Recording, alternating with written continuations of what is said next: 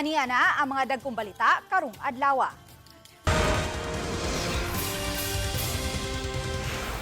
Kanlaon Volcano ni Ulbo. Mga klase sa pipila ka mga lungsod ug syudad sa Cebu gisuspenso. Biyahe sa mga sea vessel nga 15 gross tonnage paubos gikanselar.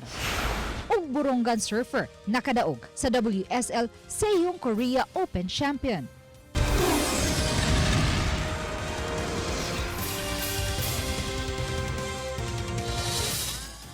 Maayong hapon mga kapuso, ako si Luan Mirondina. Nasinati ang kasarangan nga pagbuto sa crater sa Bulkang Kanlaon pasado alas 7 kaganihang buntag. Ang pag-ulbo nakamugna og ashfall o mga abog nga sa labing unang higayon nakaapekto sa habig sa lalawigan sa Negros Oriental. Si Orchids Lapincaw sa report. Alas 7:33 ganiyang buntag, Hulyo 9, miulbo ang Bulkang Kanlaon nga milungtad sud sa 3 minutos. Subay kini sa Seismic and Infrasound Records sa Philippine Institute of Volcanology and Seismology. Nakamugna kini sa usa ka dark gray eruption plume nga miabot sa 2 ngadto sa 3 kilometros gikan sa crater sa bulkan sa wala pa kini ipadpad sa hangin paingon sa General East. Nabantayan usab sa Philippine Institute of Volcanology and Seismology Confivox nga miubos ang pyroclastic density currents o ang PDC paingon sa Southern Eastern samtang nakuhaan kini og video sa Upper Pantao Observation Station sa Canlaon City. Hinuon, gipabilin sa PHIVOX sa Alert Level 2 ang Canlaon Volcano o pabiling gidili ang pagpasod sa 4-kilometer radius nga ubos sa Permanent Danger Zone. Samtang hiulagwa ni Canlaon City Mayor Chubasco Cardenas sa Negros Oriental nga labing unang higayon kini nga nasinati sa mga mulupyo sa dakbayan ang ashfall. Ay, hallelujah.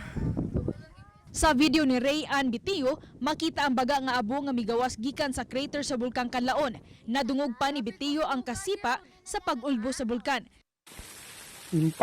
Sa video usab ni Marian Javierto, dayag usab ang mga lama-lama sa ashfall sa ilang hawanan. Nabulit sa ashfall ang sakyanan sa ilang mga motorsiklo. Nabulit usab sa ashfall ang panimay nila ni Jig Santiago.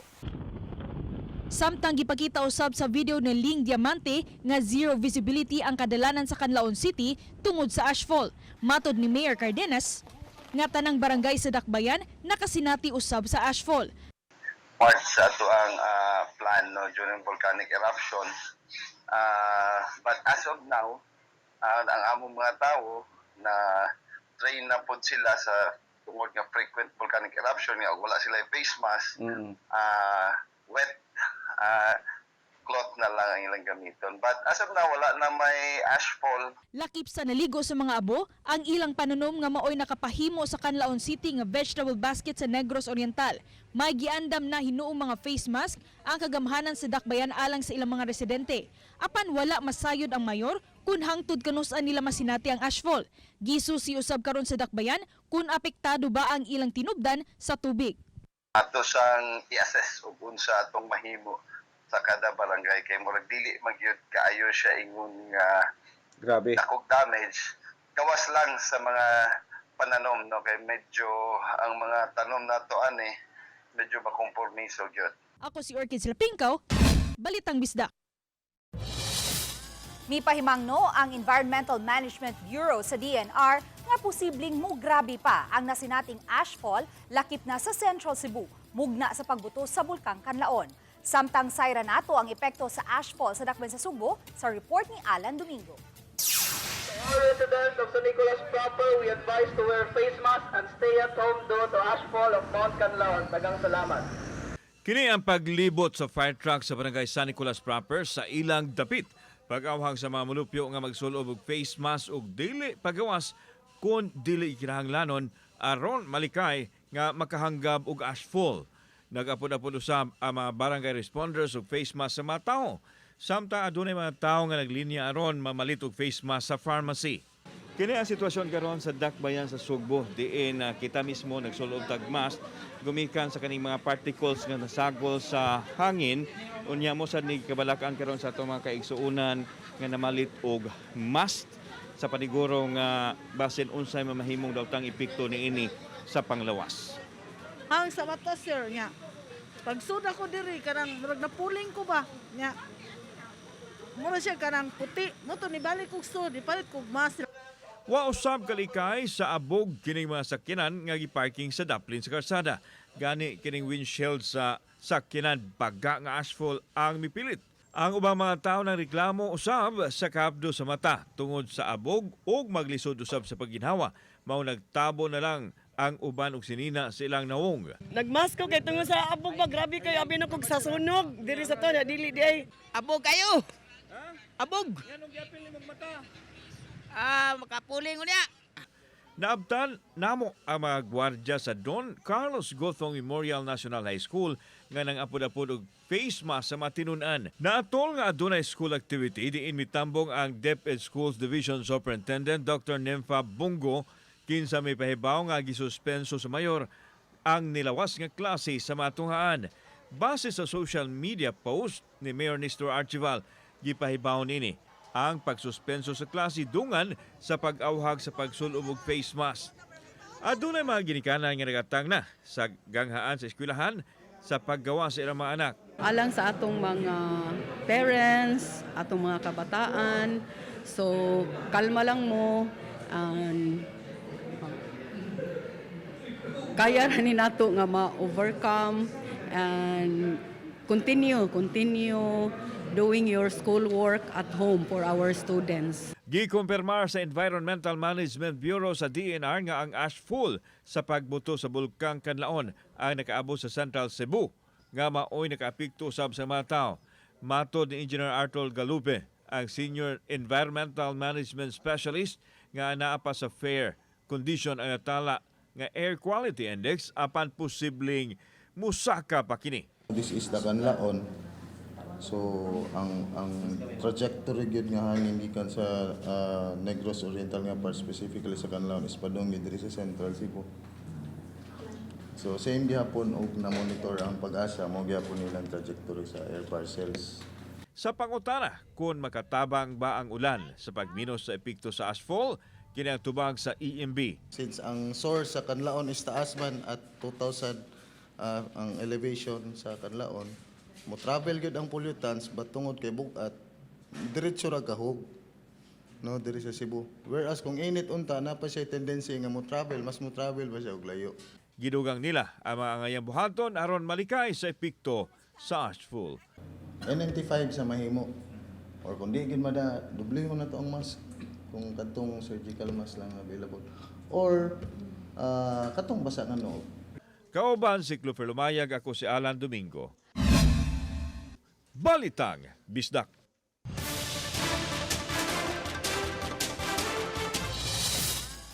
Suspendido ang mga klase sa pipila ka mga syudad ug lungsod sa Cebu human maabot sa Sugbo ang volcanic ashfall nga gibugwak sa Bulkang Kanlaon kaganihang buntag. Ang detalye sa live report ni Femari Dumabok. Fem? Luan moabot sa 20 ka mga cities and municipalities dinhi sa Cebu ang nipatuman og suspension of classes karong adlaw tungod sa nasinati nga ashfall kini ang gipahibaw sa Cebu Provincial Government. Susamag adunay pagpanag-um og nag-uwan sa bukirang bahin sa Talisay City pasado alas 9 ganihang buntag. Apan gikatingala lang sa mga magtutulo sa bukirang barangay. Sama na lang dinhi sa Aklopan Elementary School kay napuno na sa abog ang pipila nila ka mga gamit. Akong vacant is 9. Then dito ko sa among faculty room na ako gi-encode. And then na-feel ko nganong hait kay akong inihikap. So ako siyang gitrapuhan ang akong laptop. Then after a few seconds, baga na po ng abog. So kuman siya ko, nagkuhan ko sa surrounding balay, man siya marag foggy, something ni smog. Ganinang buntag yun na kita gina mo ang katong dagom nga langit, abi na ko o ganang uwan lang. Murag kuhan dito siya, murag dagi dito sa ashfall na dito siya. Ikusog ba ng hangin, mao to nga ang abo ni abot gyud diri dapita. Gi-inform ang mga parents through GC kay kada kuan na advisor na may GC. So gi-inform lang ma-suspend ang klase nga ipakuha ang mga bata. Mato ni Joel Sisa, ang operations head sa Talisay CDRRMO, nga alas 9:20 ganihang buntag una silang nakadawat og tawag nga concern sa bukirang barangay kalabot sa ashfall. Lakip na sa nipadangat sa ilahang mga concern ang mga magtutudlo sa nagkadiyang eskwelahan. Upland Barangay through our community first responders nitawag diri ni report nga naa nay mga abog then wa sila kahibaw unsa ni nga abog, mo to ilang i-clarify. And nagsunod-sunod na din ang tawag from upland barangays. Among giklaro lang yun sa Facebook National nga mao good because of the eruption of Canlaon. That's why we experiencing the raining dust because of the kanang monsoon haze. Sa rekomendasyon sa Talisay CD RRMO ug sa DepEd Talisay City Division, gikanselar ni Talisay City Mayor Samsam Gulyas ang klase. Dali usab dayon nga nangabot ang mga gidikanan nga nungwas ilang mga anak. Kining pipila ka mga tinun-an sa Aklopan Elementary School ang nagpaabot na lang sa ilang mga ginikanan aron makapamauli silang tagsa-tagsa ka mga panimalay human gisuspenso sa ang klase sa Talisay City LGU tungod sa nasalating ashfall o giawhag ang publiko nga magsulob og face mask. Ato ang City Health Office tungod lagi aning ash nga pwede gid siya makakause og eye irritation, nose, throat, and advice to wear gyud nga fitting nga mask, dili lang ordinary mask. Based man gud sa tawag sa mga schools ng ilang bintana, ilang pang saradan because abog na daw kayo. So mo na gi-suspend ang school. Unya si DRM diretso dayon og monitor sa every barangay. Pag-post na ni Sir Samsam. Mayor Samsam. Oo, yan, dayan mo pag-post na ni Mayor. So wala mo tawagin na sa mga teachers. Git-chatan sa din siya, git-GC. Grabe kayo, kaabog. Dalawang auto na mo. Namuti.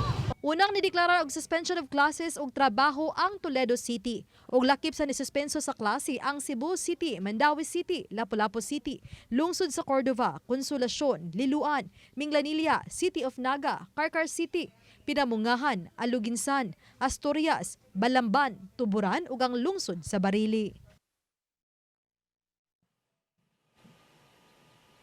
Luan na dugang sa lista sa mga nagpatuman sa suspension of classes ang mga lungsod sa Dalaget, Argao ug Dumanhog. Samtang padayon pang nagmonitor ang mga sakop sa Disaster Risk Reduction and Management Office sa kondisyon sa panahon ug sa air quality. Una sila muhatag og rekomendasyon ngadto silang tasatag sa LGU kung angayan na bang murisyo mang klase ugma o dili ba.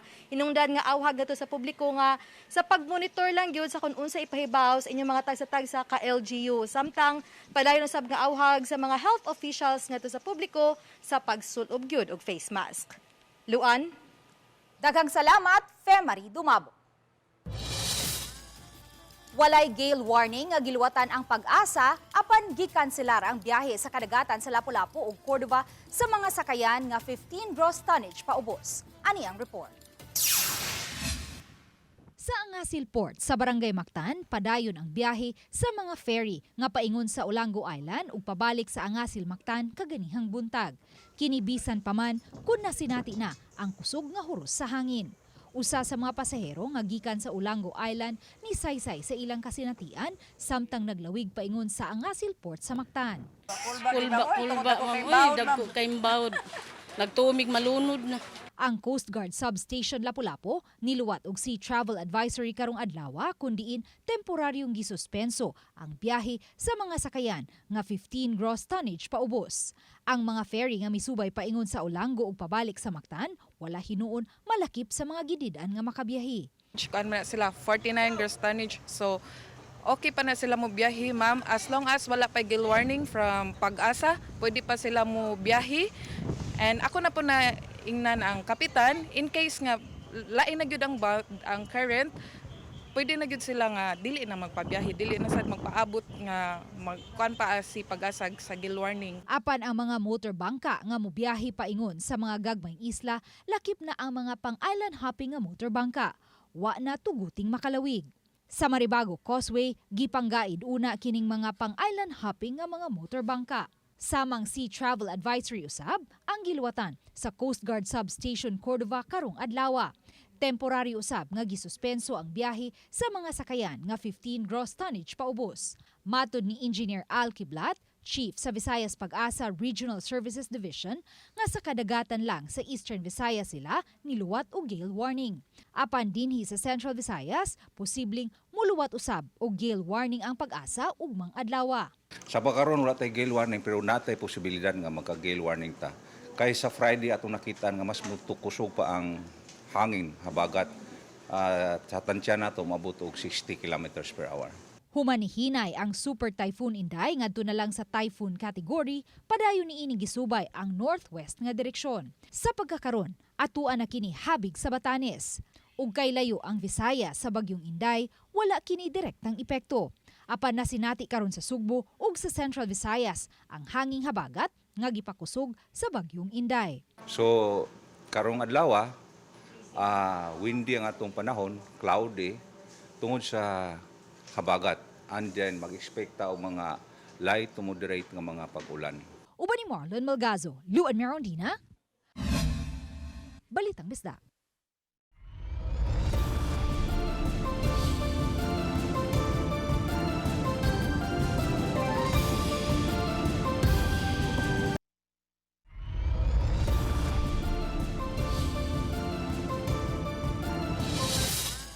Kansilado usab ang mga klase sa mga silingang dakbayan sa Mandaue ug Lapu-Lapu tungod sa pag-ulbo sa bulkang Kanlaon. Mga abog ni ini gipadpad ug nakaabot sa Sugbo. Ani ang report. Samtang alas 11 kaganihang buntag, nipagawas og advisory ang Lapu-Lapu City Government nga kansilado ang face-to-face classes sa tanang ang-ang, mapa-public o private schools man. Naabtan sa Balitang Bisdak kining mga tinunan sa Pusok Elementary School nga gipangkuha sa ilang mga ginikanan human kansilaha ang ilang klase. Gipanghatagan sa Pusok Elementary School ang ilang mga estudyante og face mask. Samtang nitanyag usab og libreng sakay ang Barangay Pusok alang ni adtong mga estudyante nga layo ang mga panimay. Nang apod-apod usab ang Lapu-Lapu City Government og libreng face mask sa mga trabahante ug kliyente sa City Hall. Gisusi usab sa taga DRRMO ang mga eskwelahan ug gipanghatagan og face mask ang mga estudyante. Lakip sa nikanselar sa ilang klase karong adlaw ang lungsod sa Cordova. Sa social media page sa lungsod, gipahibaw ang pagsuspenso sa face-to-face classes. Samtang nang apod-apod usab ang LGU og face mask sa mga konstituente niini pinaagi sa matag barangay. Alas 11 sa buntag kini ang naabtan namo sa gawas sa Mandaue City Central School. Bag-uhay lang gi-issue ang mando sa mayor nga suspensohon ang klase tungod sa epekto sa ashfall sa bulkang Kanlaon. Puliki ang mga ginikanan o guardian nga nag-abot-abot para kuhaon ang ilang mga anak. Dali sab nga gitapos ang mga klase o gipagawas ang mga kabataan. Samtang ang uban, wala dayon nakabasa sa Facebook post maong duna pay nangabot aron ihatod ang ilang mga anak alang sa panghapon nga klase. Hato na ang batas plan. Hato ng taon niya. Karong cancel man ang klase di uli na namin. Kaya bago mo lang i-declare nga na klase, siguro na ako mga bata nga di siya kaanggap sa na kuwan ron nga ashfall. Suspend yun ma'am kay ang ato taong mga bata ba. Nya ang kuan ko na abog. Bisag na sa kuan room mo kuan gyapon ng abog, labi pa karon kusog ang hangin. Tungod sa kadaghang mga sakyanan na traffic ang lugar kaganiha. Sa mga nangabot ug na mauli, taliwa sa suspension nga giimplementar. Ako si Luan Merondina. Ako si Nico Sereno. Balitang Bisdak. Subay sa pagkapadpad sa abog o ashfall sa Metro Cebu nga gibugwak sa bulkang Kanlaon ganihang buntag, miapod-apod og mga face mask ang tagduba sa Cebu North ug South Bus Terminal. Sa post ni Amit Quizon, manager sa Cebu North ug South Bus Terminal, nga kabahin sa ilang pagpangandam ang pagpangapod-apod og face mask ngadto sa mga kawani sa bus terminal. Gikan sa Provincial Health Office ang giapod-apod nga mga N95 face mask. Gihangop kini sa mga kawani sa North ug South Bus Terminal aron di na sila mukuot pa sa kaugalingong bulsa aron mamalit og face mask. Duna gihapoy gamay nga pagmeno sa supply sa kuryente sa Kabisayan maong kanunay nga nagpahimangno ang National Grid Corporation of the Philippines. Kagahapon nag-red alert ang NGCP sa Visayas Grid ug gani kagabi dunay manual load drop o MLD nga mohatod sa mga rotational brownout. Kaganihang buntag gipaubos sa NGCP ang red alert kay misobra gyud ang demand sa kuryente. Apan karong hapon gilibkas na sa NGCP ang red alert. Hinuon nagpabiling gihapon ang yellow alert sa Kabisayan hangtod alas 10 karong gabi.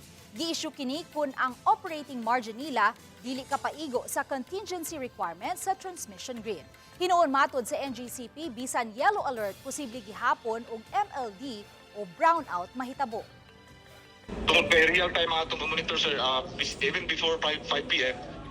and even before 5 p.m. natay mga nakita nga natay na experience in the past days nga bisan na during yellow alert tungkol kay na change ang ang status pwede posibilita nga mo issue MLD kung mutaas pa dahil pag mutaas ang demand.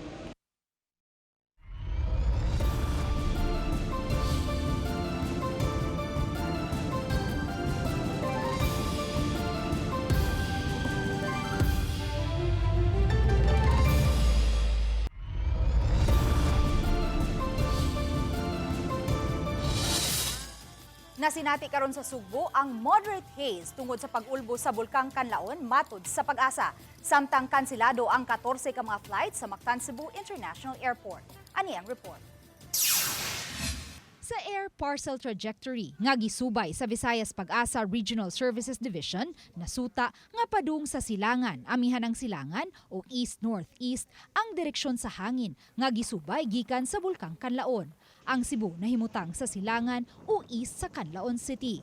Karong adlaw, nakatala ang Pag-asa og 45 ngadto sa 50 kilometers per hour nga gustiness o paghuros sa hangin. Busa matod ni Engineer Al Kiblat, Chief sa Visayas Pag-asa Regional Services Division, nga dako ang posibilidad nga ang nasinating abog karon sa lalawigan ug dakbayan sa Sugbo epekto sa ashfall sa Bulkang Kanlaon. Ang buto is 7:30 a.m. With that speed, it will take mga 3 hours nga maabot ato ang air parcel diri sa Cebu. And our observation, nakasukod tag haze ganinang mga alas 11. So sakto-sakto lang na yung travel niya, swing siya ng buto, it took mga 2 to 3 hours nga nakaabot na to. And then nagsugod na tag-observe og haze. Sa records sa Pag-asa Mactan, alas 10:30 kaganihang buntag niubos ang visibility sa Cebu, gikan sa 10 kilometers ngadto na lang sa 4 kilometers. Ang maong sukod matod sa Pag-asa makonsiderar nga moderate haze. Kanang 4 kilometers reduce o visibility, depende na sa CAAP or airlines to decide kung isuspend ba nila ang ilang flights. Nunot ni ini, 14 ka mga flights sa Mactan Cebu International Airport karong adlaw, July 9, ang gikanselar. Gidasig sa MCIA ang mga pasahero sa mga apektadong flights sa pagigalayon sa mga airline companies aron masayran ang inyong mga flight status. Kini samtang nagpadayon usab karon ang vacuum sweeping of ashes o ang paglimpyo sa mga abog sa runway nga gisundan usab og flushing. Uban ni Marlon Melgazo, Luan Merondina, Balitang Bisda. Wa usab makalingkawa sa hulga ang usa ka eskwelahan sa Tacloban City. Kagahapon sa udto gialarma ang giingong bomb threat sa Kapuso Village Integrated School nga nahimutang sa Barangay 106. Una niini may nabasa nga message sa social media ang principal sa gikatahong hulga nga gipada sa account sa eskwelahan. Gisuspenso dayon ang klase ug daling gisuhid sa mga otoridad. Hapon na dihang gi-clear ang eskwelahan. Gipalad man ang investigasyon kung si kinsa ang naghimo sa hulga. May pahimangno ang mga otoridad nga ubos sa balaod, gidili ang pagbinuang sa mga ingon niini. Ang Kapuso Village natukod agi ug abag sa mga biktima sa Bagyong Yolanda nga na-relocate sa maong parte sa dakbayan. Nagpatuman og 60-day temporary ban ang Provincial Government of Bohol sa pagsulod sa mga live pigs, pork ug pork products nga gikan sa Negros Island aron dili makasud ang African swine fever sa probinsya sa Bohol. Nagpagawas og Executive Order No. 28 niadtong July 3, 2026 si Governor Aris Umentado nga nagproteher sa Bohol batok sa ASF. Base sa EO, kinahanglang pahugtan ang veterinary quarantine checkpoints, border checkpoints ug koordinasyon sa mga LGUs. Giauhag ni Governor Amentado ang mga traders, transporters, meat vendors ug publiko sa pagsuporta sa lakang sa LGU aron malikay sa ASF ang Bohol. Magtinabangay kita sa pagpugong nga mukatag ang maong sakit sa atong probinsya. Ug musunod kita sa mga palisiya alang sa kayuhan sa katawhang bulanon.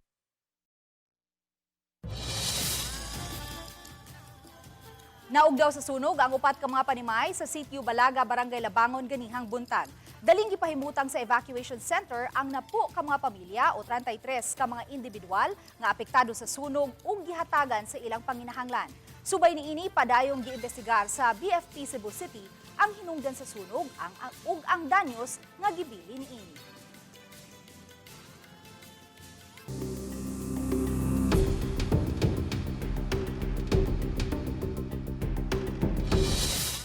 Gisuwayan pagguba sa defense team ang kaligdong o kredibilidad sa unang witness sa prosecution sa ikatulong adlaw sa impeachment trial batok kang Vice President Sara Duterte.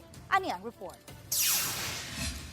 Lakip sa giutingkay sa depensa ang kumpanya nga naghatag og digital forensic training sa witness nga si NBI Senior Agent John Mark Calilong. Lakip usab sa gisgutan nga credential ni Calilong sa pagtipig o pag-authenticate niini sa online press conference sa Vice Presidente niadtong November 2024. Sa press conference, gibahara ni Vice President Duterte ang Pangulo, ang First Lady ug ang kanhi House Speaker. Gitag sa tagsa sa defense team ang accuracy o kung unsa katinuod ang transcript sa gipresentar nga video. Gibarugan ni Calilong nga sakto ang transcript ug adunay bahin niini ang dili maklaro. Gipangutan ni Senator Judge Alan Peter Cayetano si Calilong kung matawag ba nga ang usa ka conditional threat ang pamahayag sa bise. Apan gitataw ni Calilong, the threat is absolute. Maana may gikontratang killer o wala si Duterte. Susama sa nangagi mga adlaw, init ang debate sa habig sa defense o prosecution team sa pagpadayag sa ilang mga punto atol sa trial. Gipagawas usab sa defense team ang ebidensya sa online presscon, hilabi na sa higayon nga nahimong emotional ang Chief of Staff ni Duterte nga si Attorney Zolieque Lopez. Kahinumduman nga na-cite in contempt kaniadto si Zolieque sa committee sa Kamara nga nag-imbestigar sa paggamit ni Duterte sa confidential funds. Nahimong emotional sa online presscon ni atong higayon si Zolieque tungod sa pagpabalhin kaniya sa Women's Correctional sa Mandaluyong City, kumpiyansa ang depensa nga nahimo nila ang tumong nga mauntingkay ang kredibilidad sa unang saksi sa prosecution. Ang House Prosecution Panel usab masaligon nga pakyas ang depensa sa pagtandog sa kaligdong ang defense team sa testimonya ni Calilong. Ako si Orchids Lapingkaw, Balitang Bisdak. Good news! Natilawan na gyud sa mga tinunan sa elementarya sa Dakwen sa Sugbo ang masustansya ug balanse nga pagkaon subay sa paglusad sa school-based feeding program sa Department of Education ug sa LGU. Ang report ni Alan Domingo. Kini ang lamian nga pagkaon nga bag-ong haon nga gidalit sa mga chikiting sa Lahog Elementary School. Apil ang kanon, utan nga gisubakan o ginagmayng karne, fried chicken, prutas o gatas. Si Mayor Nestor Archival mismo ang midalit nini ngadto sa matinunan kinsa nihatag og hugot nga suporta sa programa nga nahaumusab sa gulayan sa paaralan sa Dakbayan. Miabot sa kapin usa ka libo ka mga tinunan sa Lahog Elementary School apil na ang tanang daycare, grade 1 o grade 2 o kadto mga wasted o severely wasted nga tinunan hangtod sa grade 6 ang naka-avail sa programa.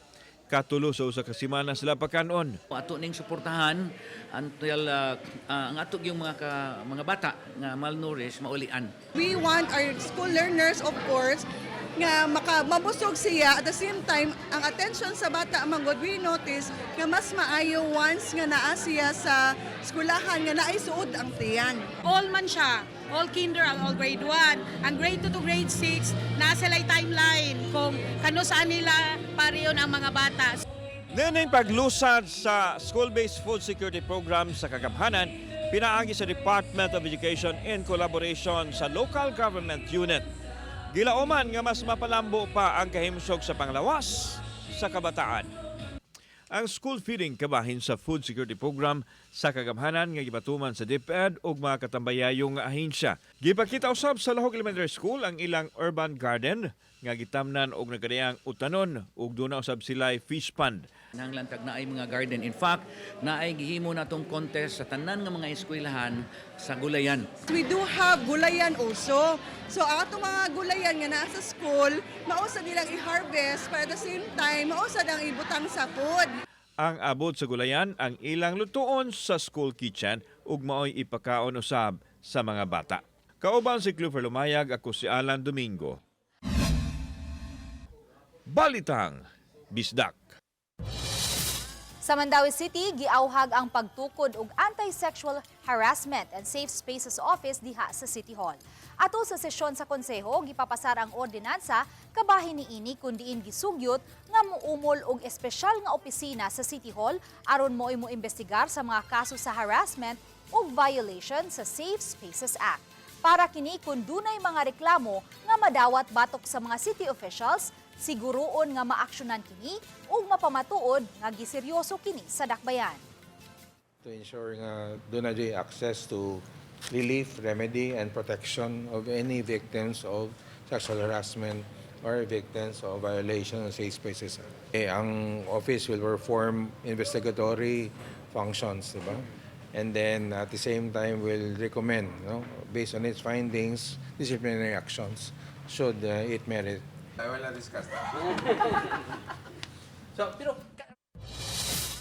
Gi-revoke ang driver's license sa 26 anyos nga driver sa motorsiklo nga giingong hubog nga nakadasmag sa senior citizen nga babay sa Barangay Linaw, Talisay City niadtong Sabado sa kadlawon.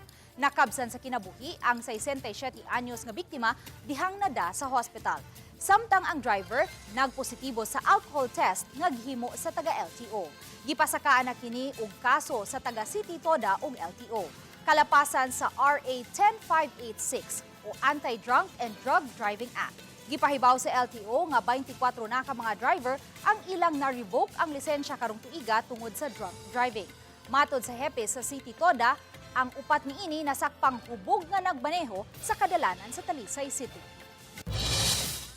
Ug mao kadto ang labing dako ug nagunang balita sa Central ug Eastern Visayas. Daghang salamat mga kapuso. Ako si Luan Merondina. Kami ang GMA Regional TV Balitang Bisdak, way gidapigan, way giprotektahan. Kaniadto pa hangtod karon, serbisyong tinud-anay. Maayong hapon mga kapuso.